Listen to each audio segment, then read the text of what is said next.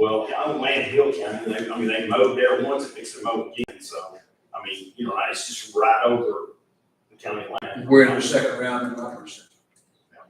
Well, my precinct is seven at the first round, so, there is an issue with mowing. And I'm not, to me, it's not acceptable. Well, I hope things change, and I really do, and, with the new commissioner coming in, we both have a little quicker. I do know that is being seen, and that we're trying to come up with some solutions to help out Road and Bridge, because Road and Bridge they stay pretty thin on some aspects, but mowing is probably one of the most simplest things that we can do, and you just drop the ball on it. Okay, thank you. Let's move along. Anybody else? Okay. As for Alan's recommendation, we're just going to pass on this and we'll put him on the next agenda.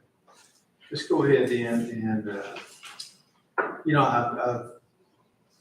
I'm just going to stay in line, even though you guys, I normally try to move y'all up ahead, but so that I don't get off the line, let's go ahead and go to the next item. That's going to be discussing action on including Post Oak Water Supply as an individual supply corporation in distribution of money. Let me tell you what happened on that. When we originally did the plan, they submitted a Post Oak Prairie Hill water supply, and that's the way we did it. Come to find out now, they're saying that there's two. They've got two different entities, they got two different water boards, each of them want the 75,000. I got calls from the Post Oak, and by the way, Post Oak has about 280, I think it is, meters in this county. So they do have a water needs for the county. My question is, do y'all want to include a separate distribution to Post Oak water supply? We do have money in what we reserved. We even reserved more than we originally did. I would recommend that we do that to help them. They're going to be buying a generator with that money. And so for the citizens that are being serviced by Post Oak, it would be a good thing to do. So you're saying an additional 75,000 to them? Yes. Post Oak is precinct 2, right? 2. What say you? Okay, we do have a motion A second. and a second. Any other discussion on this? All in favor, say aye. Aye. Any opposed? That'll pass. Now then, we're going to receive a midterm report from Donald Kelly, the district extension administrator, and the floor is yours. And I'm sorry I didn't put you very first. No, that's all right. That's quite all right. Good morning. How are y'all? Good.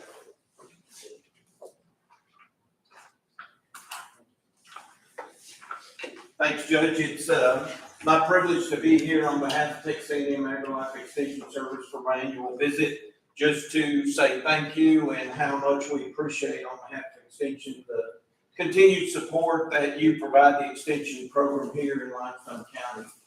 Without that support, we wouldn't be able to do the programming that we do, whether it be ag and natural resources, family community health, or 4-H youth development.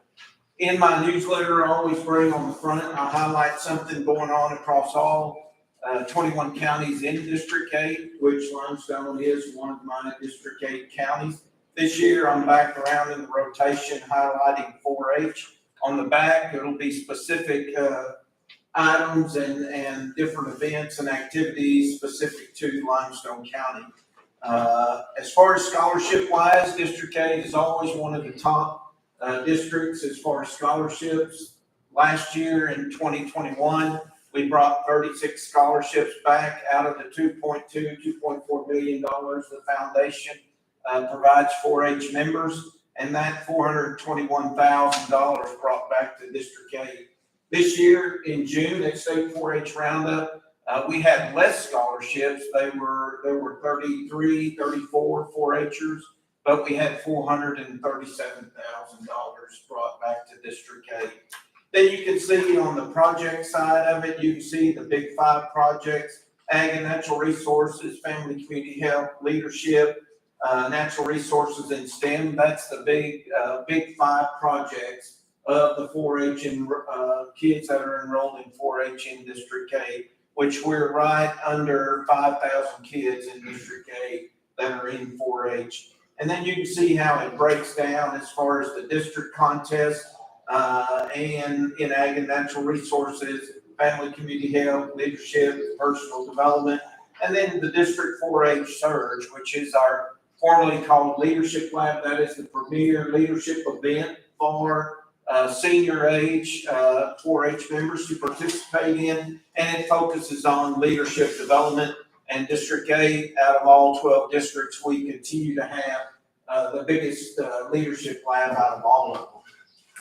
The most important part of today is on the back, where I can highlight what's specifically going on in programming done by David and Emily that is here in Limestone County for Limestone County clientele. And again, this is just a snapshot of some of the efforts of Emily and David in ag and natural resources. David's programming, some private applicator trainings that were conducted to assist producers to get their private applicator license to purchase state limited use and restricted use pesticides. The Black Plain Income Growth Conference, which Limestone County is one of those Black Plain counties that participate and has since the beginning. You can see David assists and provides leadership to the beef session, small grain field day, the Stalker Cattle Program, the O.D. Butler Field Day, Forage Field Day, the Spring Forage Program, the Summer Beef Cattle Management Program, and then some programs that are planned in between now and the end of the year, the Syntex Beef Symposium, the 7-hour continuing education unit program for producers to get their CEUs, the Tri-County Hay Show with Freestone and Leon, and then the District 8 Farm and Ranch Show. You can see producers have to get those CEUs to keep their license up to date. And if they would have attended the programs that David was a part of or conducted here in Limestone County, they would have 40, and they need 15 over 5 years. So if one ever says they hadn't had opportunities, they're there. And then, as you know, social media, you can see the followers and the outreach on social media. And then Master Gardeners, the program started a few years ago. There's 28 members. There's new interns coming in, providing 300 hours of volunteer work for the county, and help that outreach effort by the Extension Office. You multiply that 300 times $29 and some cents, and that equals to the dollar value of their effort.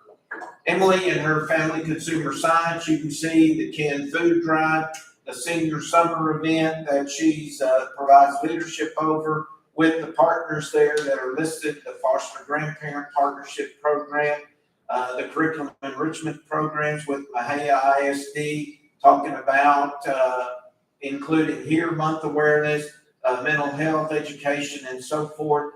The health fairs with the Brazos River Authority and the Limestone Medical Center, and some other partners in the community. The Mahia ISD working with the ACE program, the Adverse Childhood Experience, and the Walk Across Texas program, which they participated in, as well as courthouse employees. And then the Change Club Study Education. And the 4-H Youth Development, right now we're at 188 4-H members, which is 111% increase from the 2020-21 year. You can see the practice show how many participated. 41 youth participated at the major livestock shows. Those making the premium auctions brought back $71,000 to the county. How many 4-H'ers involved in the horse program? The youth career day that David and Emily presented at, the photography contest, the youth fair, and the participation by the FCH participant, and the money they brought, the livestock judging participant. Then they were part of the District 8 Southeast County Camp, which was held this past weekend. Limestone County had 6 youth that attended out of the 200 that were there. And then the Heart of Champions Show for special needs youth held in conjunction with the county show.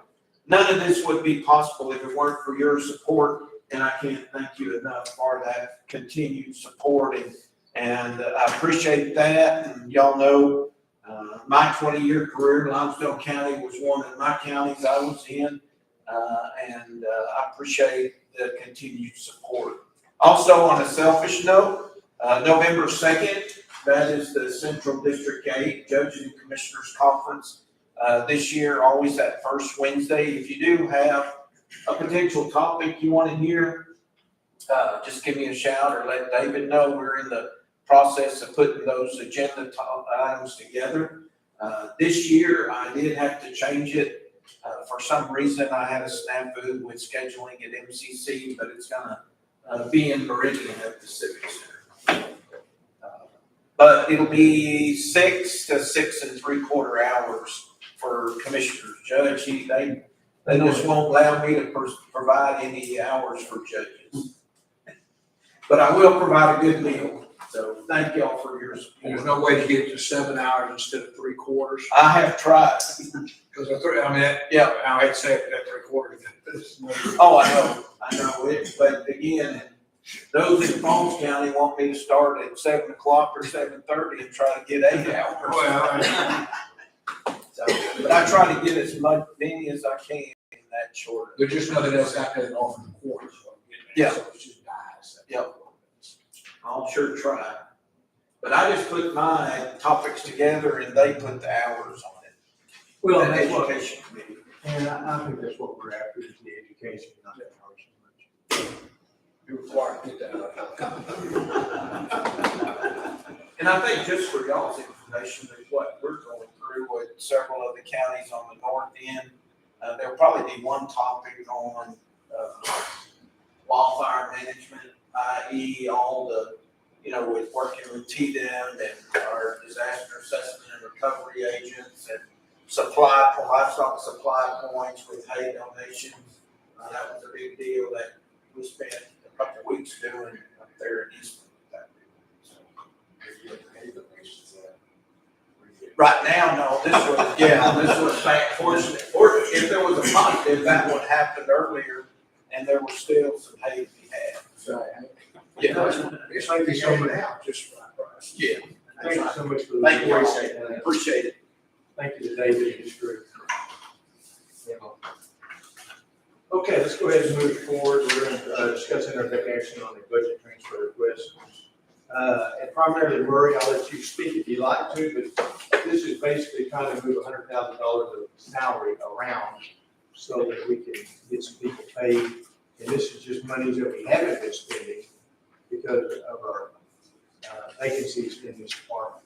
Correct. We have a large amount of salary that is accumulated in the salary line because we've been so short-handed all year long in jail. What we're running into right now is like we said at the beginning, we've got the comp time down, we've got the overtime down, we've done everything we promised we were gonna do. But what we're running into is COVID's coming back around. We're having workers out with COVID. We're short-handed. We're at the absolute bare minimum on covering our shifts. And then one day last week, we had 4 different people at the hospital in 4 different cities, and we're having to call people in to do it. We're running into issues without paying overtime and keeping our comp time down to try and get people to come in. We're back to what they don't really want to come in and sit at the hospital for 12 to 14 hours to get comp time. Then we have a hard time getting to take off because we don't have somebody to come in and cover 400 home. So we're trying to move some of that money. I don't think we're going to use near that much money, but it was a round figure that was there. I believe when we looked at it at that time, we had $240-something thousand of lapsed salary in that jail line alone. So we were looking at just moving some of that into the overtime line. Let's pay our overtime on the jail, and then hopefully the new budget will have some people hired and help out. Okay. What's y'all's pleasure on this? Do you want to, for the budget transfers? I'll second that. We have a motion and a second. Is there any other discussion on this item? All in favor, say aye. Aye. Any opposed? That'll pass.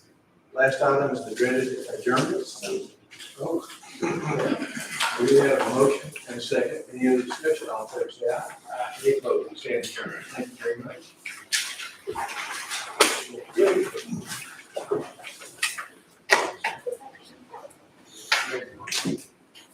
I know, I can. James.